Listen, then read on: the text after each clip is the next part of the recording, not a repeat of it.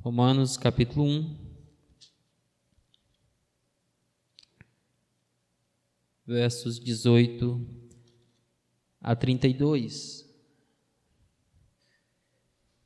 Embora esta porção do texto contenha uma argumentação unificada que vai dos versos 18 ao 32 e poderia muito bem ser exposta em uma só mensagem, mas pela riqueza do seu conteúdo, nós optamos em fazer 3 mensagens nestes versículos de 18 a 32. A mensagem pretérita, analisamos os versículos de 18 a 23. Hoje vamos nos deter nos versículos de 24 a 27. Em ocasião posterior, iremos analisar os versículos de 28 a 32. Isso porque, irmãos, a partir do verso 18 até o verso 20 do capítulo 3, Paulo vai, de forma muito profunda, falar a respeito da pecaminosidade humana. O propósito paulino, a partir de agora, é conscientizar os seus leitores, tanto judeus quanto gentios, de que toda a raça humana está debaixo das consequências mortais do pecado. E estes versos 18 a 32 talvez seja uma da mais perfeita análise do ser humano. Esse texto expõe de forma magnífica, mas ao mesmo tempo desafiadora, confrontadora, o estado de depravação, de corrupção moral, espiritual, que o homem se encontra quando desamparado da graça de Cristo. Vamos ler o texto? A ira de Deus se revela do céu contra toda impiedade e perversão dos homens que detêm a verdade pela injustiça. Porquanto o que de Deus se pode conhecer é manifesto entre eles, porque Deus lhes manifestou. Porque os atributos invisíveis de Deus, assim, o seu eterno poder, como também a sua glória, divindade, claramente se reconhecem desde o princípio do mundo, sendo percebidos por meio das coisas que foram criadas. Tais homens são por isso indesculpáveis, porquanto, tendo conhecimento de Deus, não o glorificaram como Deus, nem lhe deram graças. Antes, se tornaram nulos em seus próprios raciocínios, obscurecendo-lhes o coração insensato. Inculcando-se por sábios, tornaram-se loucos e mudaram a glória do Deus incorruptível em semelhança de imagem de homem corruptível, bem como de aves, quadrúpedes e répteis. Por isso, Deus entregou tais homens à imundícia pelas concupiscências de seu próprio coração, para desonrarem o seu corpo entre si, pois eles mudaram a verdade de Deus em mentira, adorando e servindo a criatura em lugar do Criador, o qual é bendito eternamente. Amém? Por causa disso, Deus os entregou a paixões infames, porque até as mulheres mudaram o modo natural de suas relações íntimas por outro, contrário à sua natureza. Semelhantemente, os homens também, deixando o contato natural da mulher, se inflamaram mutuamente em sua sensualidade, cometendo torpeza, homens com homens, e recebendo em si mesmos a merecida punição do seu erro.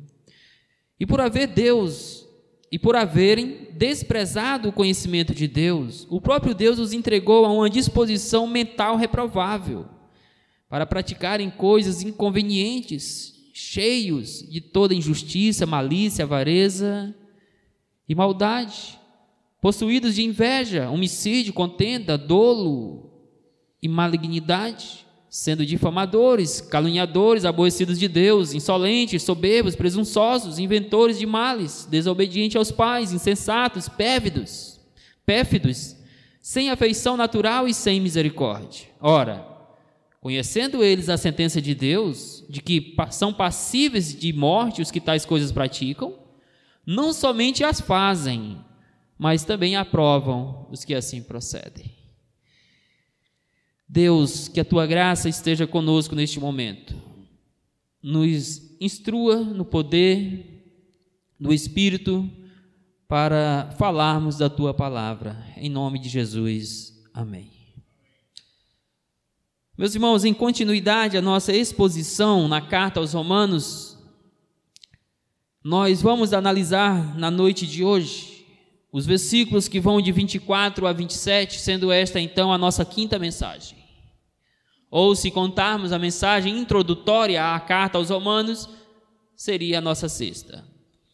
Mas, contando a partir da análise em si dos textos, a nossa quinta mensagem. Nos versículos de 1 a 7, podemos estudar que o crente foi chamado do mundo para ser servo de Deus e viver em obediência a Ele, mas que também, ao ser chamado do mundo para obedecer a Deus, o crente precisa cumprir os propósitos do Senhor para a sua vida. E fizemos isto a partir de 3 pontos centrais nos versículos de 1 a 7. Analisamos a vida do autor da carta, versículos de 1 a 5, analisamos a mensagem da carta e analisamos a vida dos destinatários da carta. Em sequência a isto, estudamos os versículos de 8 a 15, onde podemos perceber que a espiritualidade de uma igreja é evidenciada por alguns frutos específicos em sua vida. E destacamos alguns frutos que precisam ser visíveis na vida de uma igreja, de um cristão que foi chamado por Deus do mundo para ser seu servo e obedecê-lo e cumprir os seus propósitos. É que ele precisa dar o fruto do bom testemunho, ele precisa dar o fruto do encorajamento mútuo da fé e ele precisa mostrar frutificação espiritual na sua vida. Nos versos de 16 a 17, certamente os versos mais conhecidos e estudados da carta aos Romanos, estudamos que devemos anunciar o Evangelho a todos os pecadores. E analisamos a partir do texto 2 razões pelas quais o Evangelho precisa ser compartilhado, precisa ser gritado aos ouvidos de cada pecador que esteja ao nosso alcance. A primeira razão para isso é porque o Evangelho é poderoso para salvar o pecador. Verso 16. A segunda razão é porque o Evangelho é poderoso para justificar o pecador. O verso 17. Em nossa mensagem anterior, versos 18 a 23, estudamos que o pecado colocou toda a raça humana debaixo da ira de Deus. E o texto em pauta, então, apresentou 3 fatos incontestáveis de que toda a raça humana está debaixo do juízo ou da ira de Deus. O primeiro fato é a pecaminosidade da raça humana. O texto é muito claro em argumentar, afirmar que toda a raça humana se encontra debaixo do pecado. O segundo fato estudado é a sua rejeição de Deus no seu estado natural, pecaminoso. O coração humano é tendencioso a amar o pecado e rejeitar a Deus e tudo quanto vem dele. E o último fato que estudamos nesse texto, que comprova que a raça humana está debaixo da ira de Deus, é a sua corrupção total. O homem está moralmente corrompido, espiritualmente corrompido, o homem todo e todo o homem está corrompido pelo pecado. E isto, evidentemente, o deixa debaixo da justa ira de Deus. No texto de hoje, versos 24 a 27, queremos argumentar com os irmãos de que a depravação do homem o coloca debaixo do justo castigo de Deus. O pecado colocou toda a raça humana debaixo da sua ira. E a depravação do homem, a sua vida nesse estado de pecado, o coloca ou o colocou debaixo do justo castigo de Deus. Mas você me pergunta, que castigo é este? Este castigo nada mais é de que o descarregamento da ira de Deus sobre pecadores impenitentes que rejeitam a morte sacrificial de Jesus em seu favor. E bem lembro que nós iniciamos a mensagem anterior falando a respeito de um sermão que possivelmente se tornou o sermão mais conhecido dos últimos séculos da história da igreja. Pecadores nas mãos de um Deus irado, de Jonathan Edwards. A nível ainda introdutório, eu queria chamar a sua atenção para pensar comigo sobre um outro sermão proferido há não muitos anos atrás, mas que tem causado um impacto tremendo no mundo evangélico. Me refiro a um sermão proferido no ano de 2002 pelo pastor batista americano Paul Washer. Embora pregado em 2002, apenas alguns anos atrás, 10 anos atrás, é que este sermão ganhou o mundo virtual e espalhou-se pela internet e alcançou vários países do mundo. O nome da pregação, ou o tema da pregação, de fato é muito apropriado ao seu conteúdo, chamada corretamente de pregação chocante. Chocante pelo seu conteúdo, chocante pelos seus confrontos, chocantes pela forma em que é exposta a santidade de Deus e também a manifestação da ira de Deus, da disciplina de Deus sobre aqueles que não se adequam ao padrão santo de Deus. Que embora estejam na igreja, são bodes disfarçados de ovelhas e não aderem a um estilo de vida correspondente com a sua confissão de fé em Jesus. Sermão chocante porque confronta os seus ouvintes ao arrependimento e fé em Jesus Cristo como a única forma de fugir da ira de um Deus santo. Meus irmãos, este sermão proferido em 2002, mas que ganhou espaço na mídia nos últimos 10 anos apenas, de fato tem trazido muito impacto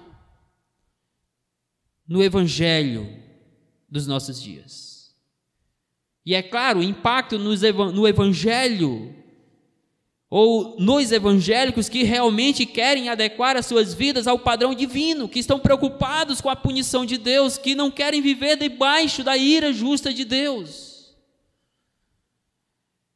Este sermão tem despertado uma sede pela teologia bíblica saudável. Este sermão tem levado inúmeros jovens a buscar ouvir boas pregações, a estudar, a ler livros, a voltar para as Escrituras.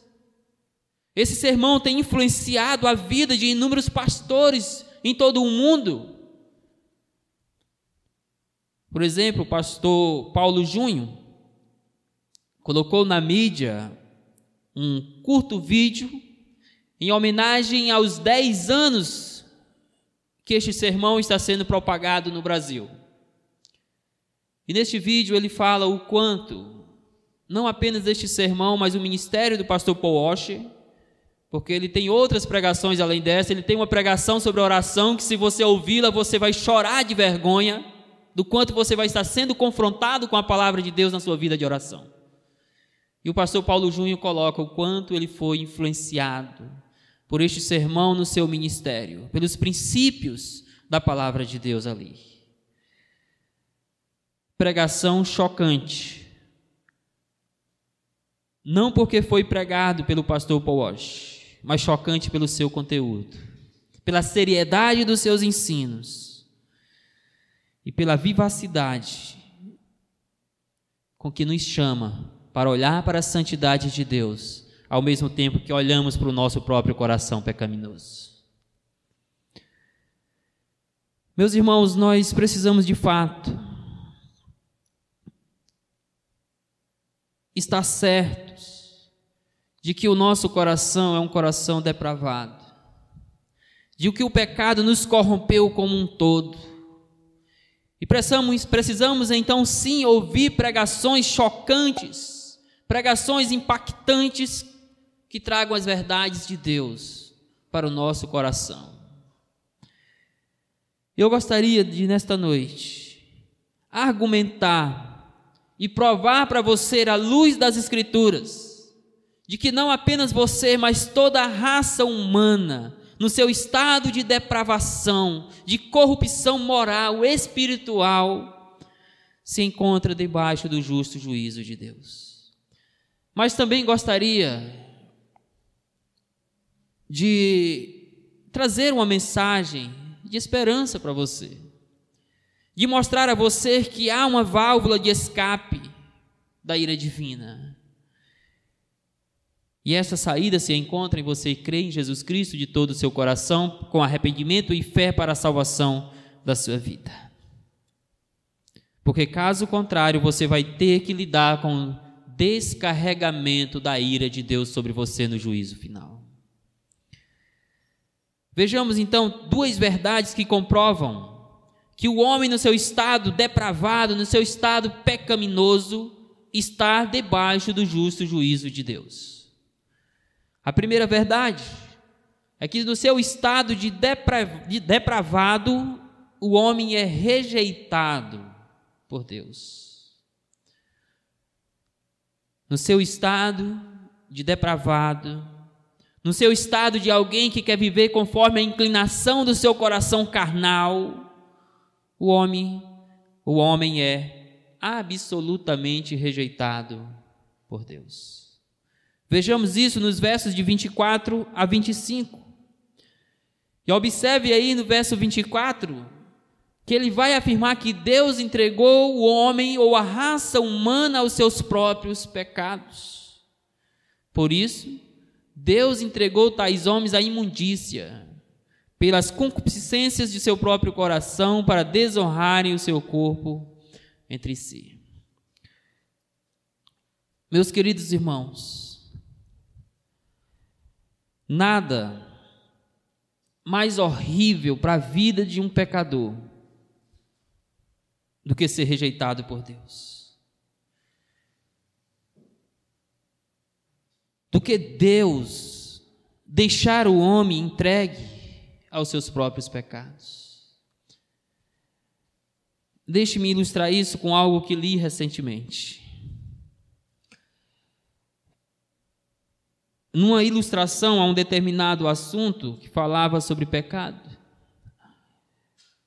o autor ilustrou da seguinte forma, para mostrar o quão horrível é o homem ser rejeitado por Deus. Ele disse o seguinte: o pão, para que ele fique duro, podre e não sirva para nada a não ser jogado no lixo, você não precisa fazer nada por ele a não ser deixá-lo no seu lugar por alguns dias.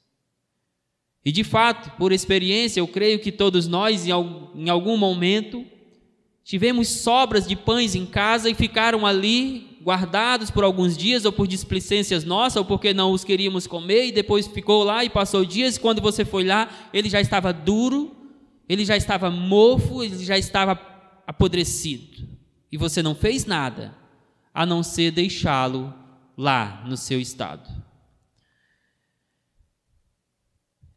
Meus irmãos, para que o homem viva na imundícia do pecado, nos desejos imorais do seu coração, na depravação da sua mente, Deus não precisa fazer nada a não ser entregá-lo aos seus próprios pecados. Ou seja, se Deus não intervir na vida humana, não há esperança de restauração, de mudança para um pecador. Não há esperança de que este pecador venha desejar a Deus, venha querer uma vida nova. Porque entregue ao seu estado de pecado, a sua imundícia carnal, este homem ele vai se deteriorar. Este homem vai ficar cada vez mais podre, este homem vai ficar cada vez mais depravado, cada vez mais corrompido, se Deus não intervir na sua vida e na sua história. E sabemos nós que no seu estado de depravação, de pecador, o homem é rejeitado por Deus, Deus o entrega aos seus próprios pecados. Em outras palavras, Deus deixa que o homem siga na inclinação dos seus próprios desejos e o deixa viver no pecado conforme ele quer. Veja aqui no versículo 24, o que acontece quando Deus não intervém na vida de um pecador? Primeiro, ele vive na imundícia do pecado. É claro que a palavra imundícia nos traz à mente algo imundo, algo nojento, algo que é desprezível, algo que é podre, que cheira mal. É isso que Deus faz com aquele que rejeita a Deus, conforme nós estudamos na mensagem anterior. Se ele rejeita a Deus, Deus o rejeita e o entrega a viver na podridão dos seus pecados. Mas ainda, Deus permite que eles sigam os seus desejos pecaminosos, que eles sigam as inclinações do seu próprio coração. Diz o texto, pelas concupiscências de seu próprio coração. A palavra concupiscência aqui traz a ideia de um desejo incontrolável por algo. Ou seja, o texto está nos ensinando que já que o homem deseja o pecado, ele quer o pecado, ele ama o pecado, ele rejeita a Deus, então Deus o entrega ao desejo do seu próprio coração. Deus permite que ele se lambuze no pecado, mas que ele se autodestrua com o pecado também. Meus irmãos, que horrível coisa é ser rejeitado por Deus. Que coisa terrível é Deus não intervir na vida de um pecador, porque este pecador vai caminhar nas misérias do seu próprio coração pecaminoso. É horrível para este pecador que é desprezado por Deus. Deus permite que vivam na imundícia, Deus os entregou na ideia de que Deus permitiu, Deus não interviu na sua história. Deus permite que eles sigam os desejos do seu coração, mas diz o texto que Deus os entrega para desonrarem os seus próprios corpos e viverem na devassidão do pecado. Para desonrarem o seu corpo entre si. Eles não aprendem a valorizar o seu corpo, a usá-los para a glória de Deus. E isto é um resultado natural de quando um pecador rejeita a Deus e Deus o entrega aos desejos do seu coração. Ele vai se tornar cada vez mais deplorável, cada vez mais corrompido na sua moralidade, na sua religiosidade, ao ponto de desonrarem os seus corpos entre si, praticarem coisas que são abomináveis a Deus, conforme ainda estudaremos. Ah, meus irmãos, o que seria de nós, pecadores, se Jesus Cristo não tivesse intervido na nossa vida, não tivesse nos convencido da imundícia do pecado em que estávamos vivendo? O que seria de nós se Jesus Cristo não tivesse implantado na nossa mente, no nosso coração, o desejo pela santidade de Deus? O que seria de nós se Jesus Cristo não nos ensinasse que os nossos corpos devem ser usados para a glória de Deus, porque é santuário do Espírito Santo, e não para desonrá-los, e não para entregá-los à devassidão do pecado, aos desejos da nossa natureza pecaminosa? É assustador como nós vemos crianças, adolescentes, que entregam seus corpos na devassidão do pecado. Eles estão apenas seguindo a inclinação dos seus corações pecaminosos que não querem saber de Cristo. Portanto, no seu estado de coração endurecido para Deus, no seu estado de depravação moral e espiritual, todo pecador é rejeitado por Deus. E a prova de que alguém é rejeitado por Deus é que Deus permite que ele viva nos seus pecados, para que ele colha os frutos amargos da vida pecaminosa. Mas o texto segue destacando a razão de Deus tê-los entregado aos seus próprios pecados, aos desejos do seu próprio coração. O verso 25 diz: pois eles mudaram a verdade de Deus em mentira, adorando e servindo a criatura em lugar do Criador, o qual é bendito eternamente. Amém. Por rejeitarem adorar a este Deus, por rejeitarem a olhar para a santidade de Deus, para este Deus que é bendito, que é benigno eternamente, Deus os entregou aos seus próprios pecados.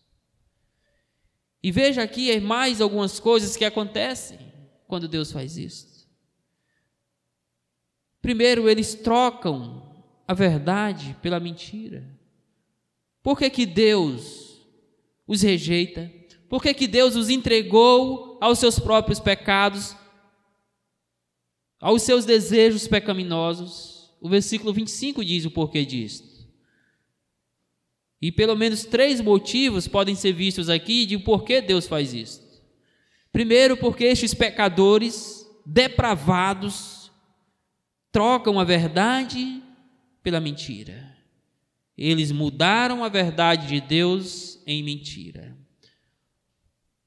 Ou seja, eles não apenas rejeitaram a verdade de Deus para suas vidas, eles não apenas fizeram pouco caso da palavra de Deus, dos ensinos de Deus, eles não apenas trocaram essa verdade por uma mentira, mas diz o texto ainda mais, eles mudaram. Eles perverteram a verdade de Deus por algo que era mentiroso, sim, mas que era agradável aos seus corações e que lhes dava respaldo para uma vida pecaminosa. Meus caros irmãos e irmãs, o que acontece em nossos dias, no nosso evangelicalismo brasileiro, se não isto? Quantas pessoas estão mudando a verdade e mentira para justificar os seus atos depravados?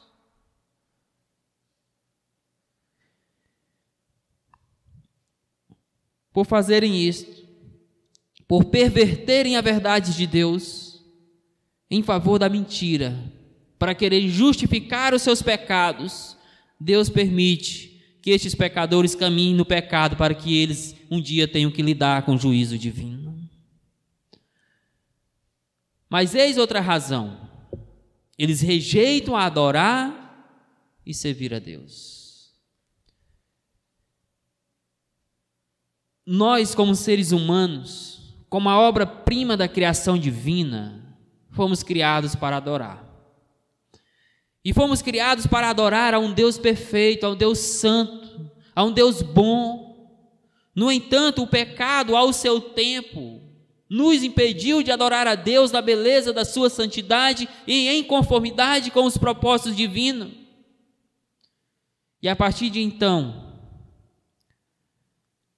o homem passa a rejeitar, adorar e servir a Deus.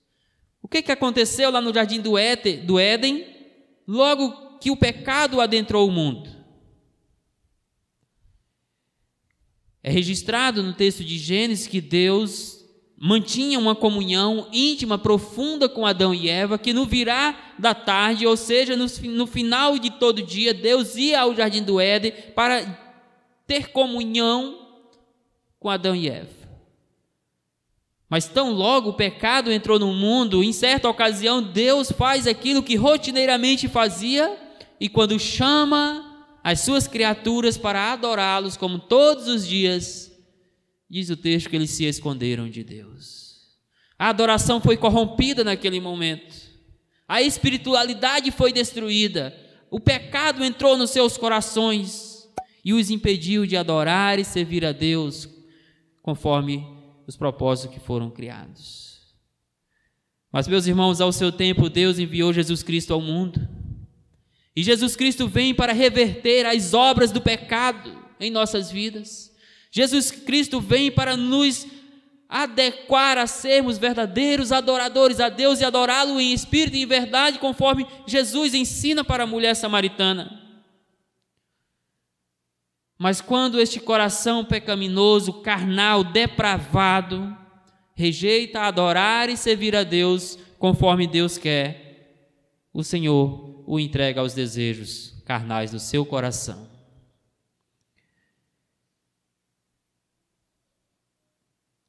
Paulo está dizendo que por o homem rejeitar adorar a Deus, rejeitar servir ao Senhor, Deus permite que ele viva no pecado para que ele colha as consequências do pecado.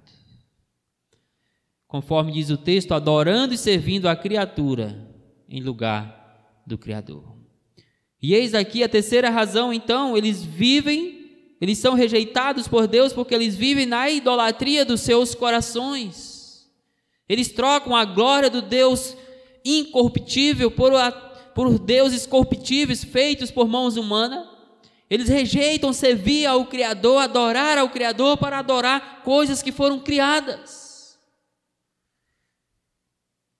E na idolatria dos seus corações, de trocar a Deus por tudo quanto há neste mundo, ou por qualquer outra coisa que há neste mundo, Deus os rejeita, Deus os entrega à idolatria do seu próprio coração. E como é que Deus faz isto? De forma muito simples. Deus apenas decide não intervir na vida daquele pecador. Deus apenas faz o seguinte: se você quer viver no pecado, eu não vou intervir, viva no pecado. Mas saiba você que esta vida de pecado vai te levar diretamente para o tribunal da justiça de Deus.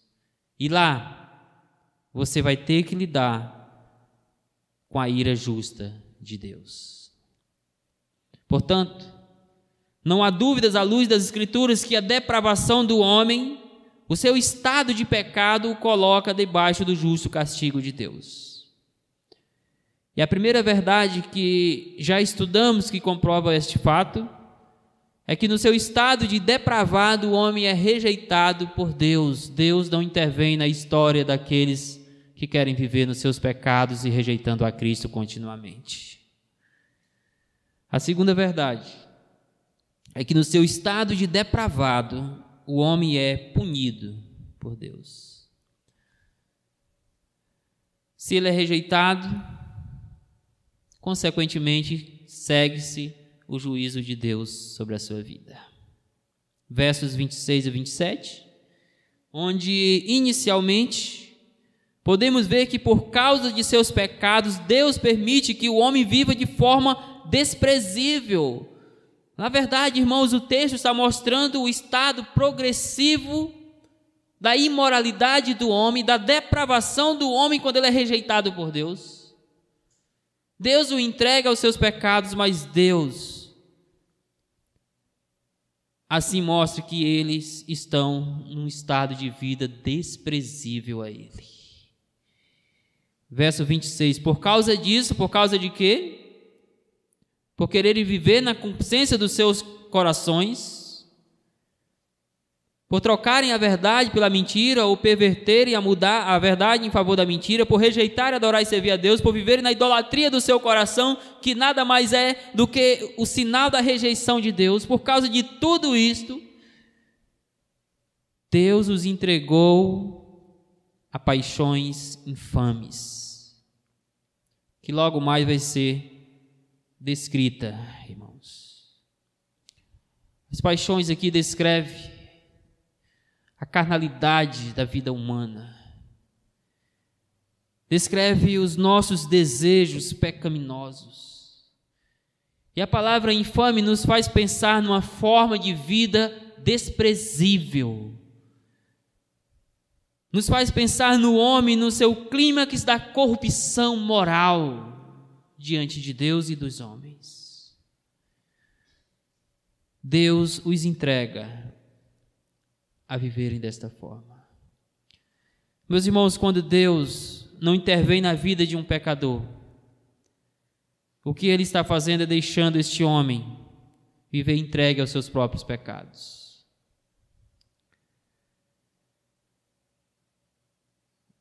Mas o texto segue, relatando alguns aspectos da depravação que o homem vive, alguns aspectos desta vida infame que um pecador sem Deus vive. Veja algumas ações que este homem faz.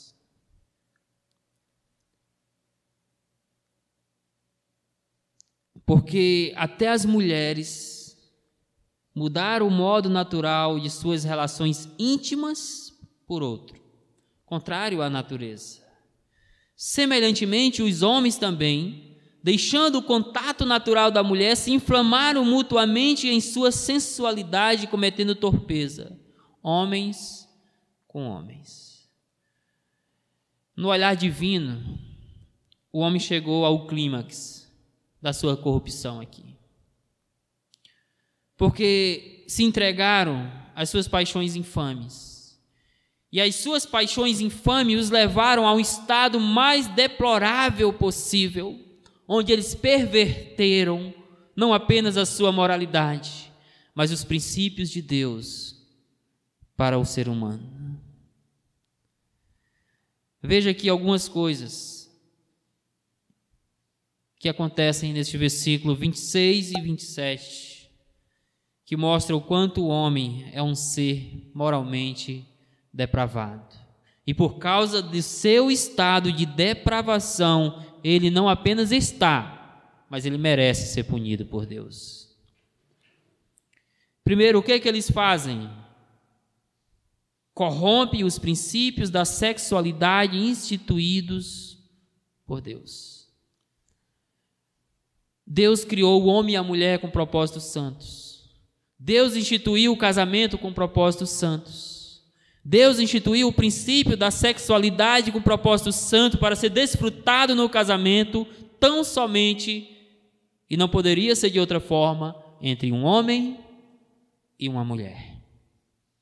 Mas no seu estado de corrupção, movidos pela infâmia dos seus corações, das suas paixões carnais, tanto homens quanto mulheres corromperam e corrompem e continuarão corrompendo os princípios de Deus para a sexualidade, que deveria e deve ser entre um homem e uma mulher, desfrutados unicamente no casamento conforme instituído por Deus.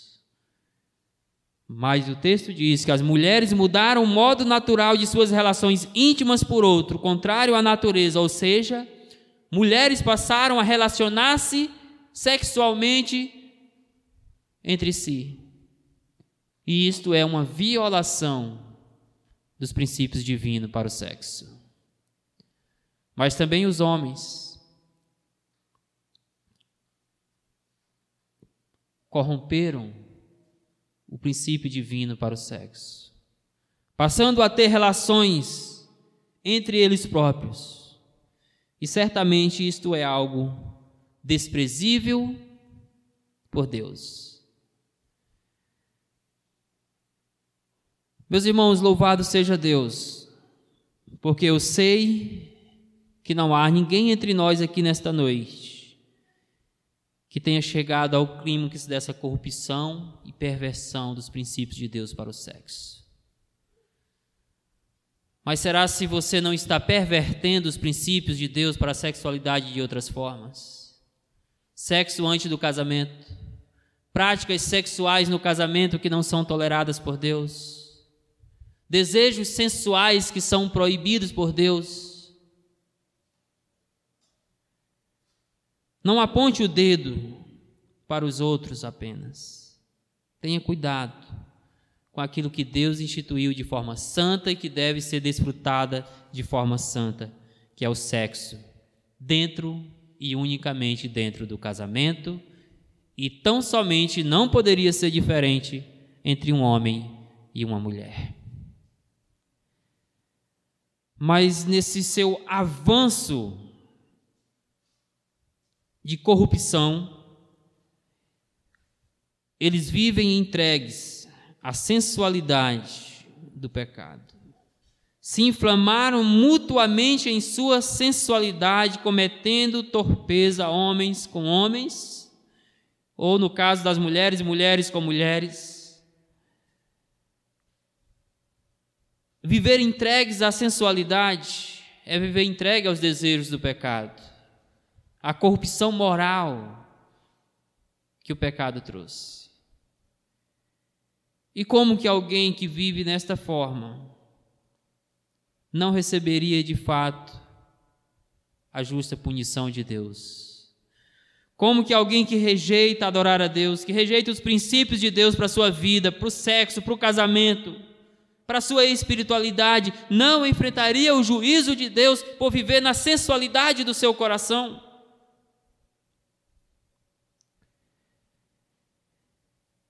Mas aprendemos aqui ainda que eles cometem atos repulsivos a Deus, repugnantes, nojentos a Deus. Que atos são estes? O trocar a forma natural de se relacionar na sexualidade por outro oposto à sua natureza. O relacionar-se mulheres com mulheres, homens com homens, cometendo torpeza. Eles estão cometendo atos que são repulsivos, repugnantes, rejeitados por Deus. E quando Deus os chama ao arrependimento, eles rejeitam, porque eles mudam a verdade de Deus em favor da mentira para justificar os seus atos. Repito, louvado seja Deus, porque não temos pessoas vivendo nesse mais alto nível da corrupção da sua carne, aqui nesta noite. Mas isso não significa que você não seja um pecador.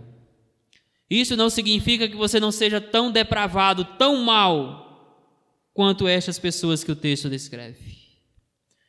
Significa que Deus está intervindo na sua vida para você não chegar no mais alto nível da corrupção. Por isso, ouça o chamado do Senhor. Ouça a voz de Deus te chamando ao arrependimento. Olhe para o Senhor Jesus Cristo, que te chama a olhar para Ele crucificado em seu favor na cruz do Calvário. Não troque a graça de Deus por pecados que são repugnantes à santidade de Deus. Não troque e nem mude a verdade de Deus pela mentira, para poder justificar a sua vida de pecado e não se arrepender diante de Jesus. Mas a nós também, meus irmãos, que já cremos em Cristo, que já escapamos do juízo de Deus, da punição de Deus, porque essa foi lançada sobre Cristo. Meus irmãos, não vamos perverter a verdade, perverter o Evangelho em favor de mentiras para justificar os nossos atos errados diante de Deus. Não vamos criar ambientes de refúgio, cidades de refúgios, para nos ocultar ou pensar que podemos nos ocultar da presença desse Deus Santo que nos chama ao arrependimento, à santidade no Senhor Jesus Cristo. E o texto finaliza, mostrando que por causa desse seu estado de corrupção, tudo quanto nós vimos aqui, o homem merece o juízo de Deus. Ele merece o castigo. Ele merece ser punido por Deus. Se você insistir no seu coração em rejeitar a Deus, se você continuar querendo viver na inclinação do teu coração, nos desejos da tua carne, saiba que você está debaixo do juízo de Deus e você merece estar ali. O texto diz assim: e recebendo em si mesmos a punição do seu erro. Jovem, adolescente, casais, todos presentes. Se você quer viver na inclinação do pecado, viva. Deus não vai intervir na sua história. Mas saiba que o pecado está te levando diretamente para o tribunal do mais justo juiz dos céus e da terra, que é o nosso Deus. Justo e único. Veja algumas coisas aqui, na parte final desse versículo, sobre esse juízo que nós merecemos. Primeiro, esse juízo é certo e recebendo em si mesmos. Esta expressão é recebendo, que se refere ao juízo que significa recebendo a merecida punição dos nossos pecados, do seu erro, nos faz, irmãos, pensar que o juízo de Deus é certo, ele vai acontecer, tanto quanto o ar que você está respirando nesta noite. E não há como você fugir deste dia do juízo, mas há como você estar diante do juiz dos céus e da terra, justificado dos seus erros, mediante o sacrifício de Jesus. Tenha certeza, pecador e pecadora, se você quer viver no pecado, viva, mas você não vai escapar do juízo de Deus, porque o juízo de Deus é certo, e por isso o texto diz, e recebendo, como que dizendo, que cada pecador está recebendo, quando Deus assim o entrega à corrupção da sua carne, ele já está recebendo o juízo de Deus. Quando o pecador bebe as consequências do pecado, isso já é a manifestação do juízo de Deus na sua vida. Mas haverá o dia em que a ira de Deus será plenamente descarregada sobre você.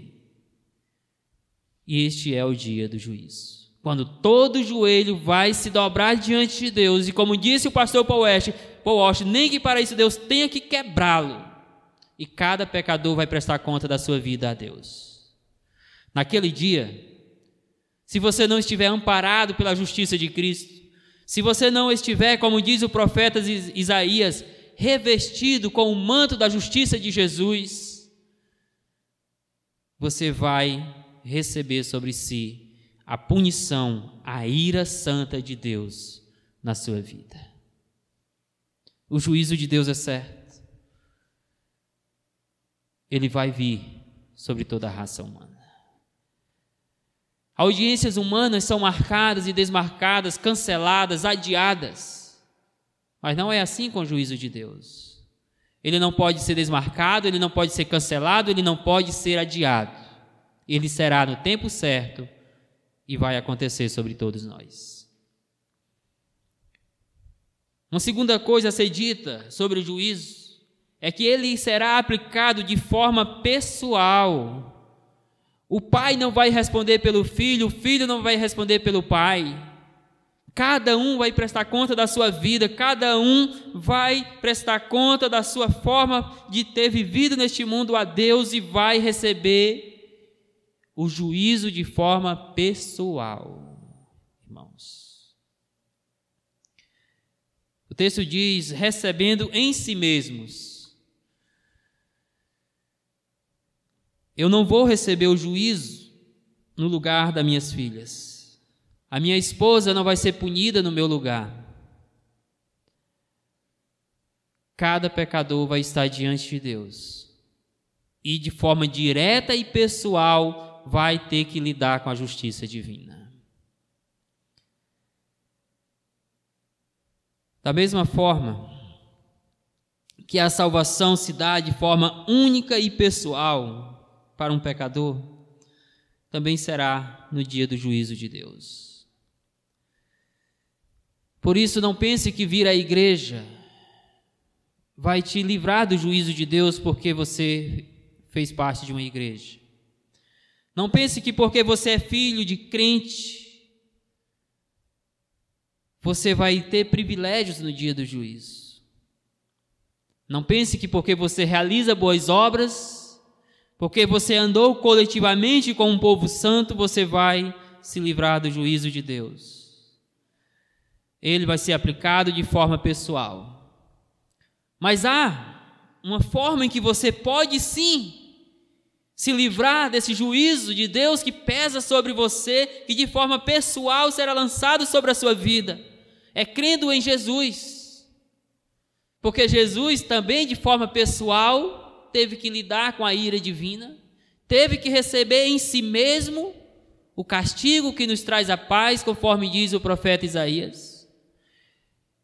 Então lá na cruz do Calvário está a única esperança para a sua vida. Jesus Cristo crucificado, para de forma pessoal e única receber nele próprio o castigo dos nossos pecados. Agora, se você, pecador, rejeitar a Cristo e continuar fazendo isto, você vai ter que ficar pessoalmente diante de Deus para ser punido. A terceira e última coisa a ser dita aqui sobre esse juízo é que ele é merecido. Ele é merecido.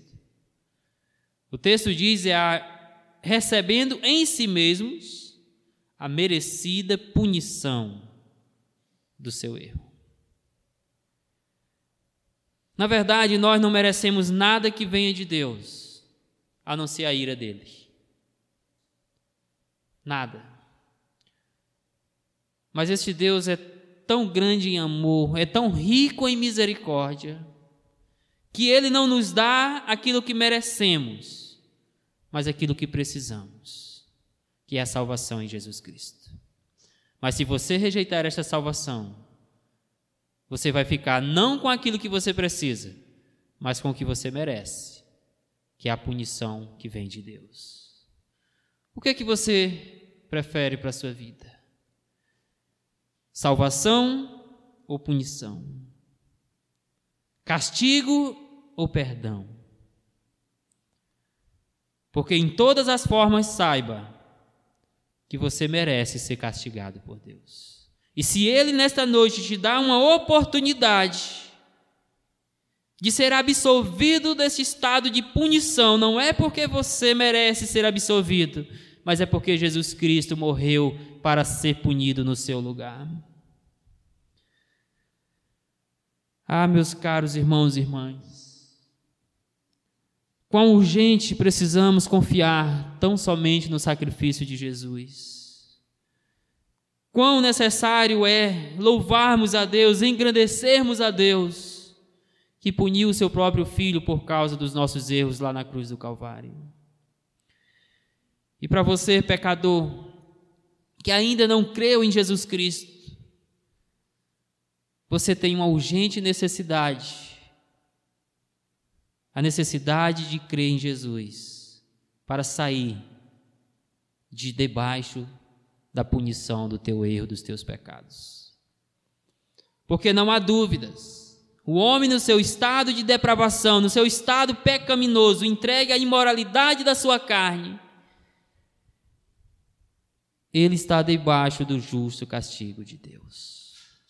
E esse justo castigo nada mais é do que Deus punindo o homem por ter preferido viver no pecado, em vez de servir e adorar unicamente a Deus por meio de Jesus. O que é que você quer para a sua vida nesta noite?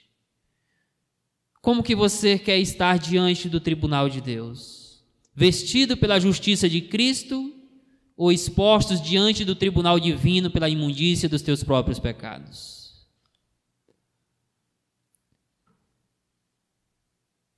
E conforme vimos, o texto mostra duas verdades a respeito da vida deste ser depravado que o coloca debaixo do justo castigo de Deus. A primeira é que no seu estado de depravação, o homem é rejeitado por Deus. Segunda é que no seu estado de depravação, o homem é punido por Deus e ele merece essa punição por causa dos seus erros. A minha oração nesta noite é que Deus tenha manifestado graça e misericórdia na sua vida, pecador. Que você olhe para Deus, mas olhe também para esse seu coração corrupto, corrompido. E que você ouça o chamado de Cristo para o seu coração nesta noite e venha até Jesus, creia nele de todo o coração, de toda a tua alma, para que você possa ser livre, absolvido do castigo de Deus que pesa sobre você. E quanto a nós, queridos irmãos e irmãs, que possamos, à luz da santidade de Deus, mas também à luz da ira divina, não mais sobre nós aquela ira condenatória, mas aquela ira disciplinadora de Deus, que ainda nos leva a enfrentar consequências dos nossos erros, que nós possamos, meus queridos irmãos e irmãs, à luz da santidade e da ira divina, que não tolera pecados e nem pecadores, buscarmos constantemente aperfeiçoar as nossas vidas em santidade para Deus. Deixemos para trás as imoralidades que caracterizavam nossas vidas de antes. Vivamos de forma santa em todas as áreas da nossa vida e de forma muito especial na área da sexualidade. Não violemos os princípios de Deus para o sexo. Você jovem, você adolescente, não viole, não corrompa os princípios da sexualidade que Deus tem para a sua vida.